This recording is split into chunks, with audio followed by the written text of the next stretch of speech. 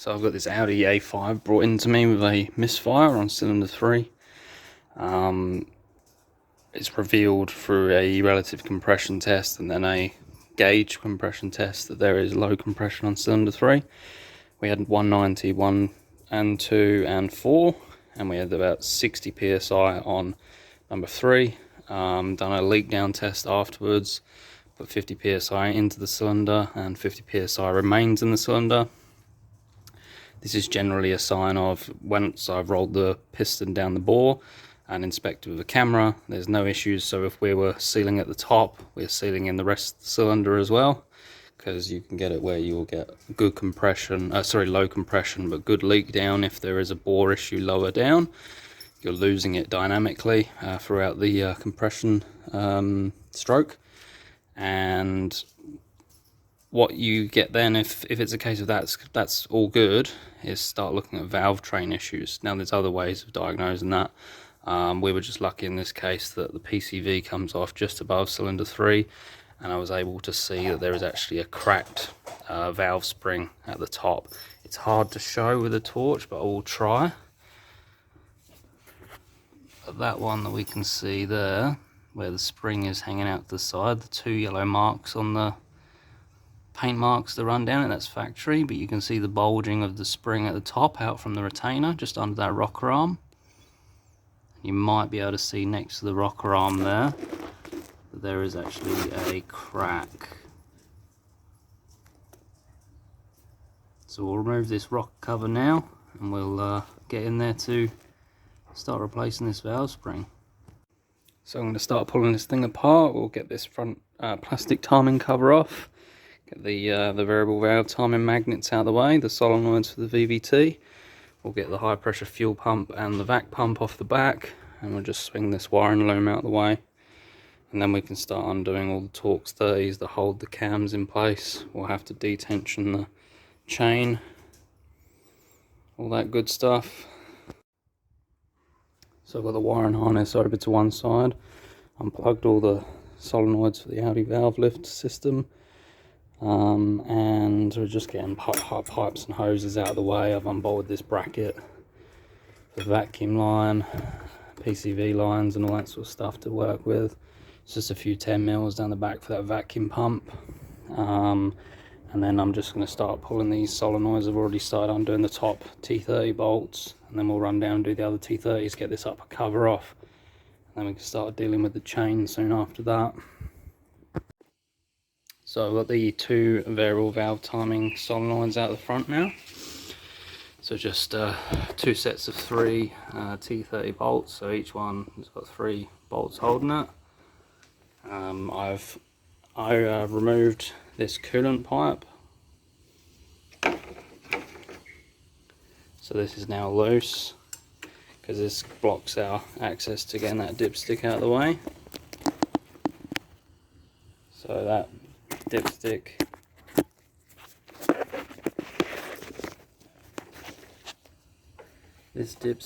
goes into a slot in here, so it just pops out, and then we can get to all the other bolts that this kind of blocks. So basically this cover is now ready to pull off. Probably need a little bit of teasing with a little screwdriver or something, just stuck on with the gasket. Pop the coolant pipe down out of the, under there as well. Like I say, I've just got it sat out of the way, it's just sat there loose. Yeah, that's pretty much it so far. I've got the vacuum pump pushed back a little bit. We will need to split the high pressure fuel pump from the vacuum pump assembly, because the plunger or piston that sticks out will be now in the way, so we won't be able to get it back on when we're done. Yeah, so that's where we're at. So we've got that top cover off. I've already started undoing the T30 bolts, nice and simple. Looks like there's 6 of them, and we'll need to go grab our special tool to undo these central bolts, which are also a reverse thread. So on the Gen 3 EA888 like this, it's got 2 sets of variable valve timing. On the older 1s and 2 gens, it would only have the inlet side that was variable valve timing, so just a bit of a change. One good thing is, that's a nice change on these, is they have decent timing marks that line up to the rocker cover. So that triangle that's hanging down, oh, this triangle here lines up with that notch there. Now we just happened to nicely be at TDC because we were just doing some leak down testing prior, and that's cock back, but pretty much bang on, I'd say. Nothing to worry about anyway.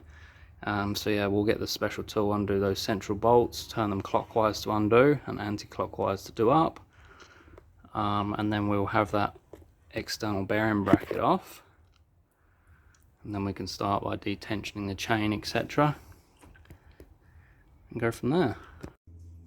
So we've gotten the bearing bridge off the front of the engine. Use the special tooling to undo those two central control valve bolts, or spool valves as people like to call them. Now you will also notice, this being a Gen 3, some differences compared to the Gen 2s and 1s. There's some very big differences, but some very simple ones are, this guide is maybe double the width of the Gen 2 and Gen 1.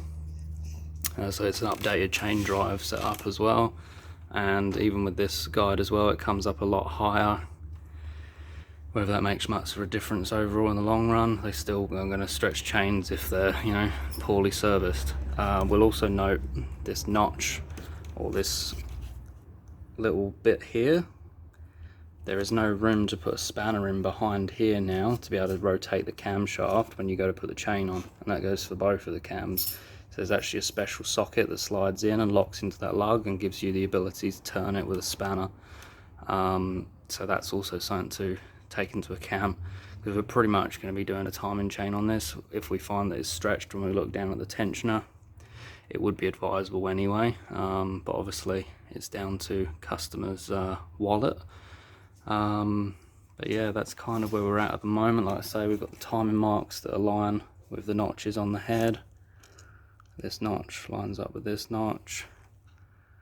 But yeah, we are at the point now where we will, like on the Gen 2s, we'll go down and there'll be a plug just below, it's hard to point down, but where this dipstick tube is running, where that runs down there on the left side of this lower black timing case, you can just about see this round thing there, and that is our little bung that we'll take out, and we'll go in there and detension the chain, and then we'll be able to go down here and push the chain back against the tensioner.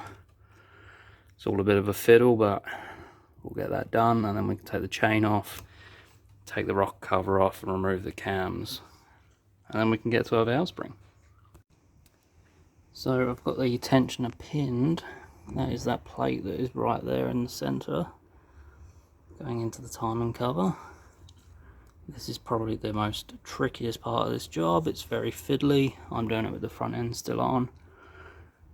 If you're a DIYer, I'd even recommend putting the front into service position, or probably that. Yeah, put it into service position. I can access it, but it is mirrors, and yeah, it's tricky and a little bit painful. So, but that's now pinned, so the chain is detensioned. So what I'll do now is I'll probably undo that guide here just to give us a bit more slack in the chain, and then we'll start unbolting the Torx 30s that hold the rocker cover on. So I've got all the T30 bolts loose on the top of the rocker cover, and I've gone around and just prized it up on the points of leverage, so these little tabs that stick out. Should be a few of these all around the rocker cover. So we've just prized all that off. Got that rag down the back to catch oil from the vacuum pump. So yeah, that's now ready to lift off. We've got this coolant hose disconnected that runs across the top. That runs into what is the equivalent of an exhaust manifold, because it's built into the head on these. And we'll just lift that off. So I've just pulled that rocker cover off. Like I said, it was just on there loosely just after all the bolts were undone. So now we've got to take the camshafts out. This chain is now loose as we detensioned it, so we'll be able to lift the cams out of the the chain no issue, and then we can have a look at this valve spring down here. We'll inspect all of them and go from there. So I've removed that inlet camshaft, and we can now see with the rockers out of the way, I've just spun them around on the hydraulic lifters, and you can see this cylinder 3 inlet valve spring clearly broken. It's lost its top coil, so that'll be the one that we'll be replacing at a minimum. I'd advise replacing all of them, as clearly there's some form of issue in the metallurgy, I guess is the word, I don't know, technically wise. I'll check to see if there's any technical bulletins on this as well, and just go from there really, because I don't want to go to all this problem for the sake of replacing one, and then realistically you should replace all of them. So up to the customer, obviously. There's probably only $50 for a valve spring, but you times that by 16, that's $800. Yeah, they're cool. So we've got the special tools attached to the cylinder head. This is the Blue Point kit that I use. I think someone else probably makes it, so you can probably get it on Amazon. It just bolts onto the cylinder head. This bar goes through it, and then you have this lever that you can set up, and then it's got a thing that pushes down on the valve spring. You'll also note that I've got a piece of rope running into the spark plug hole. So I have the piston at the bottom of the cylinder, started running the rope in, sometimes twisting it helps it go down the spark plug hole, and then I rolled the piston up until it stopped. Now the idea of that is that the rope is then soft, but it's able to push the piston up against the rope, which pushes the rope up against and holds the valve shut. So when I push down on this handle, I can compress the valve spring, which would be under here, and then I can take the two collets out, or the retainers, keepers as Americans call them, and remove the spring. So with the spring removed, we can now see the situation that it's in. So there's the, above my thumb there, the broken off section, which would join up with that section up here. So we've dropped about what looks like 2 coils, and that would be quite a reduced height, and just not able to keep the tension. This was very easy to compress. It just won't be able to keep the tension on the valve, so it'll just, once it's running, it will just keep pushing it open, and as it returns, it won't return properly. Not enough to bend it, the valves will be fine, but just enough to cause a misfire from not being able to retain enough of the charge. It probably would have been popping back through the intake. We could have put like maybe a pressure pulse sensor in the intake, and we would have seen compression coming out through the intake actually. But anyway, that's the valve spring. We'll get a new one, try and sell the customer a set if they want to, just because, you know, if one's done it, what's to stop the rest doing it? So yeah, that's it so far, and we'll carry on from there once it's reassembly time. So we're back to putting this A5 back together with the broken valve spring. Got a new valve spring. It's funny, they've changed the, if this will focus, there you go. Red and white is now the paint markings on the valve spring, whereas I believe it was yellow and something before. So yeah, it looks like they've updated the valve springs at least. I did advise to do all, at least all the inlets, but all 16 would be a good idea. But obviously, you know, people are on budgets and whatnot, so up to them what they want to do, and it's at their risk. Yeah, so I'm going to put this valve spring in and reassemble it. So I've got the valve spring back in. You can see the tooling as it sits onto the top of the valve spring. So we just would push down on this, and then we can install or remove.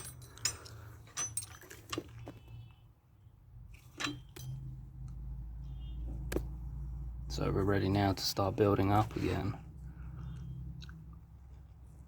We'll put these rocker arms back on. Do a bit of a clean up of the cylinder head, and then we can silicone on the cam box. So got the head cleaned down and got the inlet camshaft in. A little bit of oil on the rocker arms and on the bearing races and the heads. And we'll be ready to put the rocker box on. I'll clean the face of the sealing surface too. Same with the rocker cover as well. The exhaust cam is sitting in the rocker cover. That's how we'll install it. Right, so the rocker cover is ready to be stuck back on, all silicone on it already, new bolts ready to go in, and we'll get this on and get it torqued down. So we've got the rocker cover back on and all the T30 bolts torqued down, 8mm plus 90. So I run around and go 8 all around and then go back around and do 8 again, just in case any have come loose with it pulling down flat onto the head, and then do my 90 again. And they're new bolts, they have to be renewed because they're stretch bolts, 22 of them. So that's done. I've also gone ahead and put the timing chain back on. If you look back in the video, you'll see that I was 2 links off from the coloured links with my timing marks. Obviously I don't have the lower cover off here, so it's not like we're resetting the chain back to the links lining up. That doesn't matter, that's just for installation. As long as you know where you started off and put them back there, then you're good. I've looked down on the crank. If you look down on that pulley at the bottom and look about 4 o'clock on that pulley with a mirror, or I have the front end forwards, you will see there's a timing mark also on that for TDC. So if you line that up and line these marks up with the head, it doesn't matter where your cut links are. Now I know obviously mine were 2 out, so I've put them back 2 out because that's obviously the quickest way for me to set the timing. It's just a reference point and that's it. So you see my marks still line up with the notches on the head. And the same over this side. You can remove this upper guide if you go in this slot on the bottom side of the aluminium there with a screwdriver and just slightly pry down. So if you lift the screw, if you put a screwdriver in here and just lift slightly at the back with the screwdriver handle, only slightly, and you should be able to tease this off. It just makes installing the chain a little bit easier when you've got it all built up like this, especially with these new style guides, because they're made to stop the chain jumping, as you can see. So now the timing is all done. I've pulled the tensioner down in the hole just above the left side of the vibration dampener or crank pulley. So that's now tensioned the chain. I've rolled it over 2 times on the crank, so 1 rotation of the cams, and then line up again with the notches on the top. Now it isn't in that position at the moment. I've then put the bearing carrier on. Now sometimes you have to be just before TDC and sort of roll the engine around a bit to get them to line onto the cams. You do not want to force them on because it is aluminium. And then I've got our the bolts in. I can't remember what you call these things. People call them spool valves, these things in the middle here. Variable valve timing. Plungers.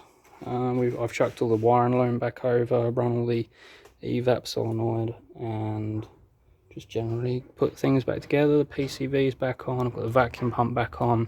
We did have to pull the fuel pump off of the vacuum pump as expected because of the little roller lifter that's inside there.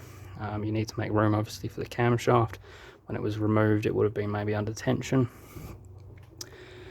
So yeah, we're just working through it. Just got to get my ratchet off the crank there because we're done turning this thing over. And yeah, just a bit more reassembly work. And then we'll prime it. Got to put the spark plugs back in and the coil packs. This upper timing cover. Put our bung back in the lower timing cover. It won't be far off from running. Needs a good wash down and a road test, but it's up and running now. Probably clear all adaptions and fault codes. Get all the fuel trims back to where they should be. Sounds a little bit rattly, but yeah, we'll take it a run.